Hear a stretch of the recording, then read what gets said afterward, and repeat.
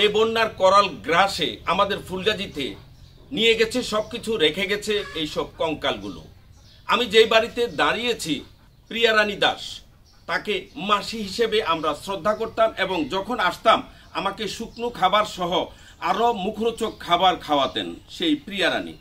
প্রিয়া রানীর সুযোগ্য পুত্র গণ চারুশিল্পী সুনীল দাস। সুনীল দাসকে নতুন করে পরিচয় করিয়ে আর দিতে হবে না। ফেনীর উত্তরাঞ্চল সহ দেশের প্রত্যন্ত অঞ্চলে যে সময় মানুষ তুলির আঁচড়ে অঙ্কিত সেই সব সাইনবোর্ড, ব্যানার, যেই ফেস্টুনগুলো করতেন একমাত্র সুনীল বাবু, যার জন্য তাকে গণ চারুশিল্পী হিসাবে আখ্যা দিয়েছেন সবাই। এই বন্যার করাল গ্রাসে সুনীল বাবুর সেই সব পুরনো স্মৃতিগুলো সব নিয়ে গেছে। সুনীল বাবুর ছোট ভাই কৃষ্ণ কুমার দাস তার বড় ভাইয়ের স্মৃতি অনুযায়ী অঙ্কিত সেই সব কর্মকাণ্ডগুলো, কারুকাজগুলো সে বাঁচিয়ে রেখেছে, কিন্তু শেষ ভরসা আর রইল না, নিয়ে গেল এবার বন্যার করাল গ্রাসে। ঠায় দাঁড়িয়ে আছে কৃষ্ণ কুমার দাস। ফেনীর ফুলগাজী উপজেলার দরবারপুর ইউনিয়নের বসন্তপুর গ্রামে প্রিয়া রানী দাসের প্রিয় কুঞ্জ সুনীল বাবুর বাড়ির সামনে থেকে আমি জহিরুল ইসলাম জাহাঙ্গীর আপনাদের সবাইকে জানাই অনেক অনেক শুভেচ্ছা। আপনারা দেখছেন ঐতিহ্য টেলিভিশন। প্রয়াত প্রিয়া রানীর প্রিয় কুঞ্জ এ বন্যার করাল গ্রাসে নিয়ে গেছে সবকিছু, রেখে গেছে এসব কঙ্কালগুলো।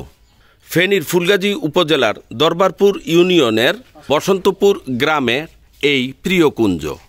এখানে এই প্রিয়া রানীর বড় ছেলে সুনীল দাস, সবাই চিনেন প্রয়াত গণ চারুশিল্পী সুনীল দাসের জনপ্রিয়তা যে ফেনীর উত্তরাঞ্চলে এতটাই ছিল যেটা বলা বাহুল্য।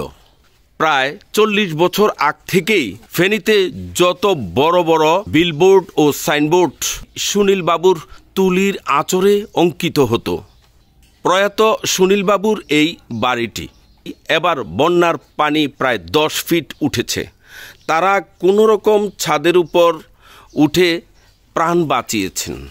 নাই বলতে কিছুই নাই, ঘরের আসবাবপত্র সহ যেই কাতা, বালিশ, জাজিম সব কিছুই শেষ হয়ে গেছে। এছাড়া প্রতি বছর এখানে তাদের সবচেয়ে ধর্মীয় অনুষ্ঠান দুর্গাপূজা।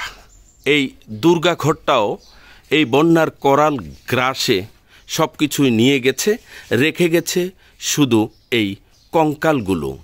প্রিয়া রানী দাসের সেই সুপুত্র সুনীল দাসের ছোট ভাই কৃষ্ণ কুমার দাস কোনো রকম তার বড় ভাইয়ের স্মৃতিটুকু ধরে রেখেছেন এবং সুনীল বাবু থেকে যতটুকু চিত্রাঙ্কন শিখেছে তা কোনো রকম চালিয়ে নিচ্ছে কৃষ্ণ কুমার দাস।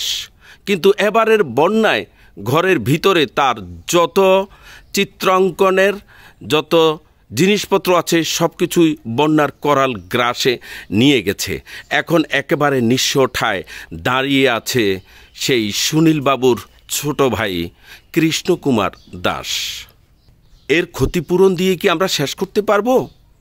তাই আমরা এবার বানভাসী মানুষ, বানের জলে ভেসে ভেসে প্রাণটুকু থাকলেও কিন্তু মালামাল আর কিছুই রইল না।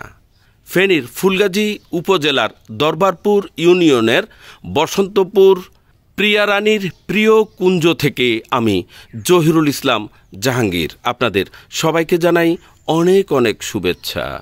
আপনারা দেখছেন ঐতিহ্য টেলিভিশন।